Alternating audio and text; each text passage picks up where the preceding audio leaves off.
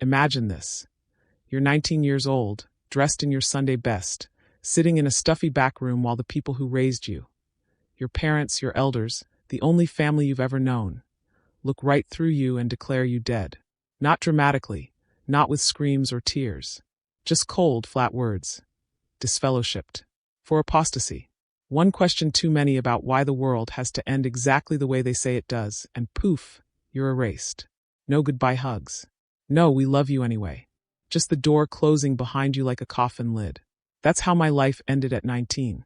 And that's exactly how it began again. My name's Leah, and if you're listening to this late at night with headphones in, maybe hiding from your own doubts, this one's for you. Because I know what it's like to have everything you believe and turn its back on you for daring to think. It started with a book. Not even a forbidden one. At least not at first. Just an old history textbook I found at the library while killing time between door-knocking sessions. I was a regular pioneer, one of those wide-eyed kids who gave 70 hours a month to the ministry because Armageddon was coming any day and we had to warn people. I loved it, honestly. Loved the routine, the certainty, the way the congregation felt like one big, safe bubble where nothing bad could touch you if you followed the rules. But that textbook mentioned dinosaurs dying out millions of years before humans. And I remembered the watchtower saying the earth was only thousands of years old. So I asked my Bible study conductor, one of the kindest sisters, always baking banana bread for new ones, what if science is right about some things?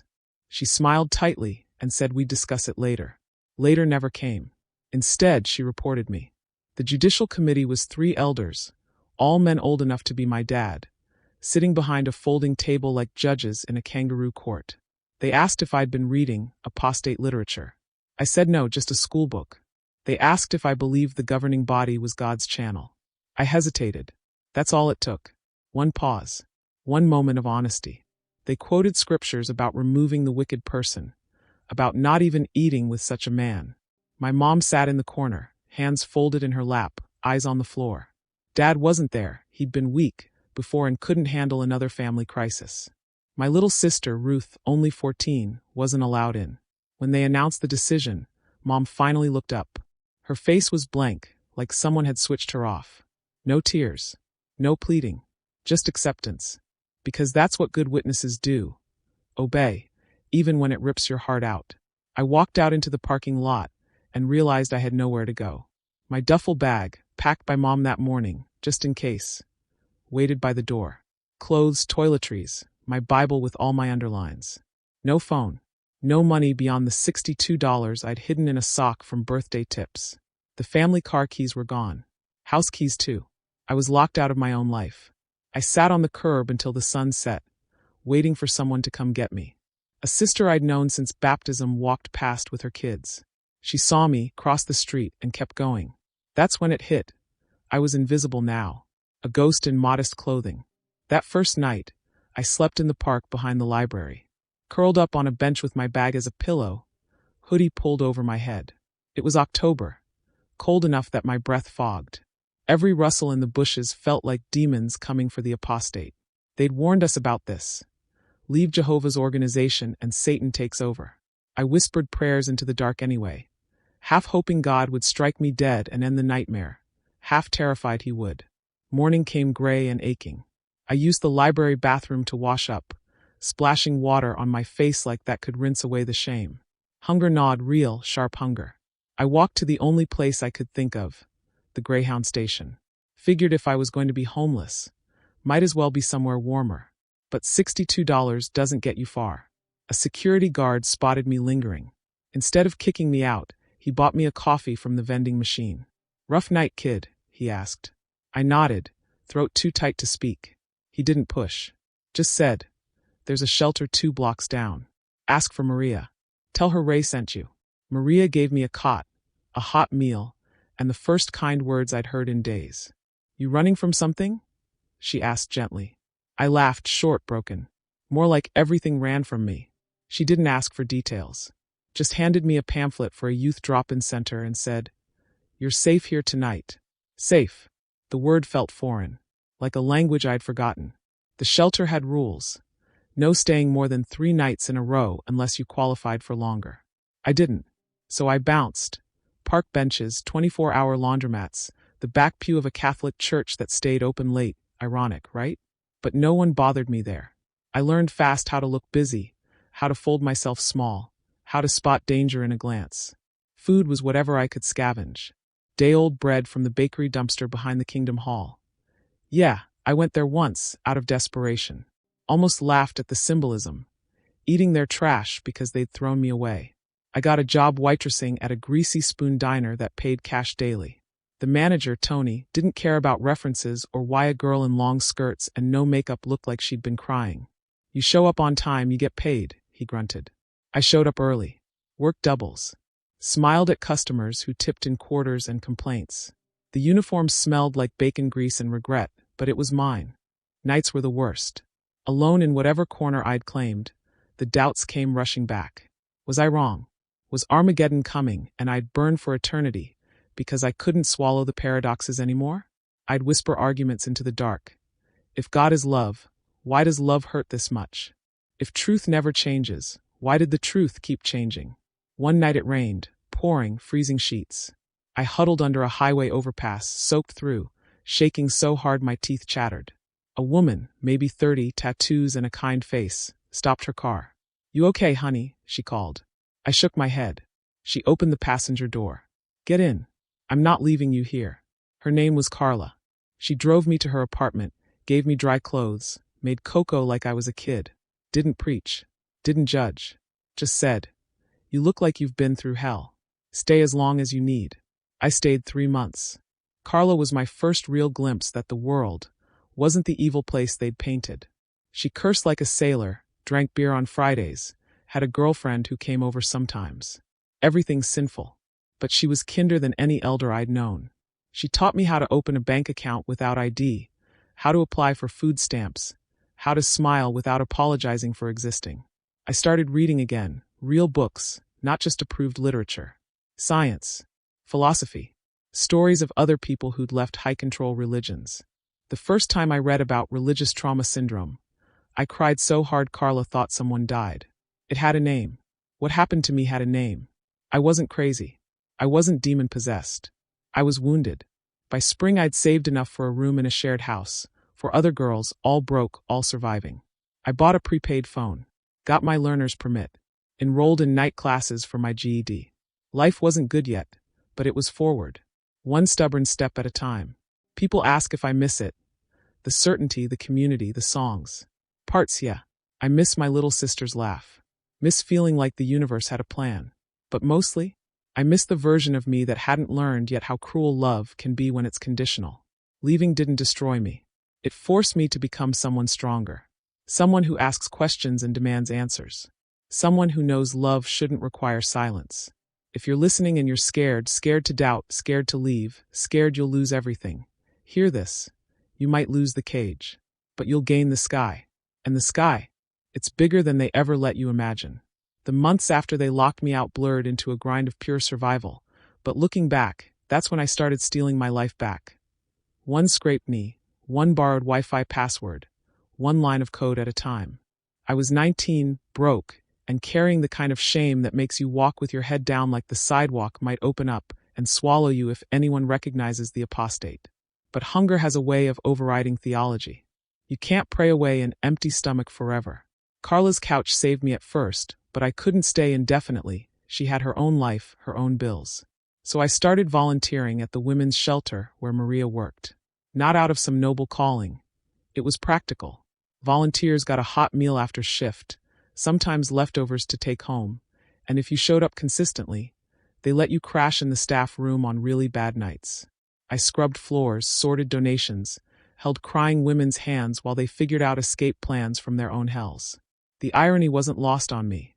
Here I was, helping people flee abusive situations while still flinching every time someone said, "God bless you." The women there became my first real teachers about the world outside the bubble. One had left an evangelical megachurch after they shamed her for divorcing an abuser. Another escaped a polygamist compound. We traded stories in quiet moments, whispered over folding laundry or stirring industrial pots of chili. They didn't pity me, they got it. "Honey," one said, lighting a cigarette on the back steps. Religion's just another man telling you to sit down and shut up. Difference is, he claims God's the one holding the chair. I laughed for the first time in weeks. Real laugh, the kind that hurts your ribs. Volunteering gave me structure. Show up at 5 p.m., work till 10, eat, maybe sleep on a cot if no one needed it. The rest of the time. Libraries. God bless public libraries. They're warmer than parks and nobody kicks you out if you're quiet. I'd camp at the computers until closing, headphones in, borrowed from Carla, diving into whatever free resource looked promising. At first it was just survival stuff. How to apply for food stamps, how to spot bedbugs in cheap motels, how to write a resume when your only references think you're possessed. Then I stumbled onto coding. Some blog post titled, "Learn to code for free and change your life." Cheesy, right? But I was desperate for anything that felt like control. Started with Code Academy, HTML and CSS because they were beginner-friendly and didn't require fancy software.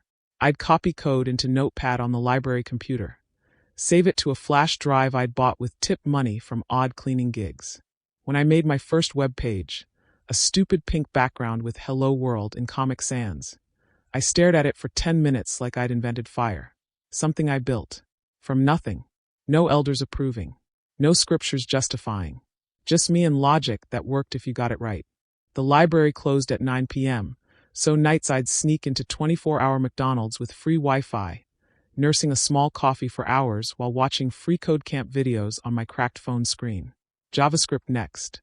Loops made sense in a way Watchtower articles never did. Repeat until condition met, no contradictions allowed.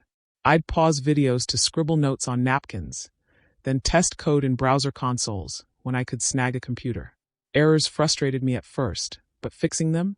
That rush. Better than any spiritual high they'd promised at assemblies. I moved out of Carla's into a shared house with 3 other volunteers. Misfits like me, piecing lives together. Rent was $300 a month for a closet-sized room, but it had a door that locked and a window that opened. I kept volunteering. Not just for the meals anymore, but because those women needed to see someone make it out. I'd tell them about coding in quiet moments. It's like puzzles, I'd say.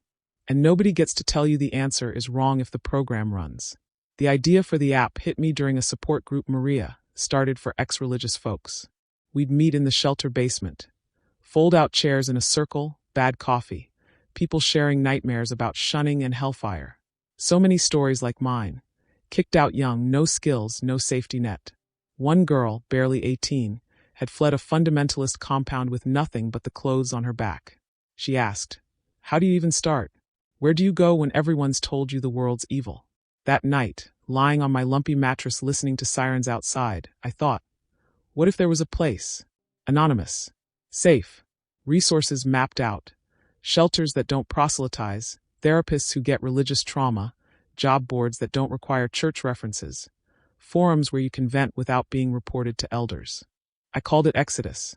Not subtle, I know, but screw subtlety. I was done hiding. Built the MVP on nights and weekends. Free tools only. React because I'd binged a YouTube series. Firebase for the back end because it had a generous free tier. Started with a simple directory. Shelters rated by ex-members, safe, pushy, avoid. Legal aid for minors emancipating, mental health hotlines that understand cults. Added an anonymous forum, moderated by me at first, strict rules. No doxing, no preaching, support only. Tested it with the basement group. They poked holes, suggested features, shared it cautiously. First month, 47 users. Second, 312. Word spread in ex-JW Reddit threads, ex-Mormon forums, survivor Facebook groups. People added their own resources. Food banks in rural areas. Therapists who offered sliding scale for spiritual abuse clients. I kept my day jobs, cleaning offices, walking dogs, whatever paid. But Exodus became my obsession. Added crisis chat. Volunteers, vetted ex-members on shift. Built a first week out checklist. Get ID, open bank account, find food. Made it mobile first because so many users were on borrowed phones. By 24, Exodus had 10,000 active users. Donations trickled in. PayPal tips from grateful survivors. Enough to cover server costs and buy a decent laptop. I quit the worst gigs, focused on features people begged for. Encrypted messaging, trauma resource library, curated PDFs, no paywalls. a map of no-contact-friendly employers. We went viral in survivor circles after a big ex-JW YouTuber mentioned it. Downloads spiked. Media picked it up. A Vice article called it the Underground Railroad for cult survivors. I stayed anonymous at first, handle quiet one, because paranoia dies hard. But eventually I stepped forward for interviews. Nervous as hell, voice shaking but saying it out loud. This app exists because no one should sleep on a park bench for asking questions. Money followed impact. Grants from secular foundations, crowdfunding that raised $50,000 overnight. I incorporated as a nonprofit, hired moderators, paid, finally, a part-time therapist for consultations. Added multilingual support, Spanish, German, Korean, because cults don't discriminate by language. Success didn't feel like triumph at first. Felt terrifying. Every milestone, 100K users, a TEDx talk invite, came with panic attacks. What if they find me? What if this proves I'm the monster they said? Therapy helped unpack that. Dr. Patel said building Exodus was reclamation, turning my pain into something that eased others. You're not defying God, she said. You're defying cruelty dressed as God. I still volunteer sometimes, at new shelters, talking to kids fresh out. They look at me wide-eyed. You made Exodus? I nod. And you can make whatever comes next. The app isn't perfect. Trolls try to infiltrate. Funding's always tight. But every message, your app saved my life, makes the sleepless nights worth it. I built Exodus because no one built it for me. Because surviving shouldn't be this hard. Because questions aren't sins, they're oxygen. If you're out there, hiding in a library or a McDonald's booth, learning code on a cracked screen while the world feels too big, keep going. Your story isn't over. It's just escaping the margins they tried to keep you in. And one day, you'll build something that helps the next kid breathe freer than you did. That's not heresy. That's healing. The first time Exodus really blew up, I was in my tiny apartment kitchen, burning toast because I was staring at my phone in disbelief. Overnight, downloads had jumped from a steady 5,000 a month to over 100,000. A major news outlet, some big podcast about cults and recovery, had featured it in an episode titled, "The App Saving Lives One Exit at a Time." Listeners flooded the forums with thank yous, shared their stories, donated what they could. We hit the front page of a few subreddits, got shout-outs from ex-Mormon and ex-Scientology influencers. For the first time since launching, server costs were covered by donations alone. I cried, ugly, snotty tears into my burnt toast, because this thing I'd built in the dark, on borrowed Wi-Fi and spite, was actually helping people. I should have known peace wouldn't last. The email came 3 days later. Sender: Elder Thomas Harlan, with an official-sounding watchtower.org domain knockoff. Subject: a loving appeal from your former brothers. I almost deleted it unread. But curiosity, that old habit they never managed to beat out of me, won. It was long scripted, full of scriptures about the prodigal son and Jehovah's mercy. They said they'd heard about my work. Yeah, right, someone inside was monitoring apostate activity. They were proud of how I'd used my talents, but concerned I was misleading vulnerable ones away from truth. Then the ask: could I meet with a couple elders? Just to talk. No pressure. They believed I could still make things right, and use Exodus to direct people back to the organization. Imagine the good you could do with Jehovah's backing. I laughed out loud. Bitter, sharp. Backing? The same backing that left me homeless at 19? I forwarded it to my team, Mara, Leo, and the moderators, and we group called that night. Mara swore creatively. Leo sent a gif of someone flipping a table. One mod, a former elder himself, said this was classic. When an ex-member succeeds, they try to reclaim the narrative. You're a threat now, Leah. Proof the world doesn't end without them. I replied politely, no thank you. Exodus is secular and stays that way. That should have been the end. But elders don't take no for an answer when they think God's on their side. The calls started next. Blocked numbers leaving voicemails in that calm, condescending tone I'd grown up fearing. Sister Thompson, Leah, we're praying for you. Your mother is heartbroken. Think of the harm you're causing. One mentioned my little sister Ruth by name. She's baptized now. Strong in the truth. Don't you want her to be happy in paradise? Guilt twisted in my gut like a knife. Ruth was only 14 when I left. Now 21, probably married, maybe with kids. I hadn't seen her face in years. Part of me ached to know she was okay. The rest of me knew this was manipulation 101. Then the demands escalated. Another email, this time from a judicial committee liaison. They wanted a meeting to discuss partnering. Translation: hand over control or a significant donation share. As a former sister, you owe Jehovah's organization for the spiritual training that gave you these skills. Tithing on your success would be appropriate. It could lead to reinstatement. Owe them. For what? Teaching me to fear my own thoughts. I ignored it. That's when the harassment kicked in. Fake accounts flooded the app's review sections. This app leads people to Satan. Founder is bitter apostate spreading lies. Coordinated. 1-star bombs on every platform. Our donation page got hit with chargebacks from cards that traced back to the same region as my old congregation. The forum saw infiltrators posting "Return to Jehovah" propaganda until mods banned them faster than they could create accounts. One night, a brick came through the community center window where we hosted in-person meetups. Wrapped in paper. A printed Watchtower article on apostates with my name highlighted. Police came, took a report, said it was hard to trace. I installed cameras anyway. The worst was the letter to my landlord, anonymous, claiming I was running a hate group against religion and he should evict me. He forwarded it laughing. "Lady, I've seen your mail. You're helping people. Screw these cowards." I lawyered up. Sarah, sharp, no nonsense, specialized in harassment cases, saw the pattern immediately. This is stalking by proxy. Religious coercion. We document everything, then file for a protective order. The elders doubled down. A concerned brother showed up at a conference where I was speaking. Stood in the Q&A with a fake name, asked on mic if I felt responsible for souls lost because of my app. The room booed him out. Video went viral in survivor circles. Support poured in. Donations spiked again. Messages of solidarity from strangers who'd escaped their own cages. The final straw, a package at my door. Inside, a flash drive with family photos. Old pictures of me as a kid at assemblies, with Mom and Ruth. And a note. Redemption is still possible. Share the app's success with those who raised you spiritually, or we'll share your story our way. Our way meaning defamation.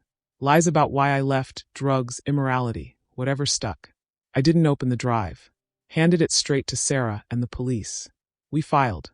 Emergency protective order first. Granted fast because of the physical threats.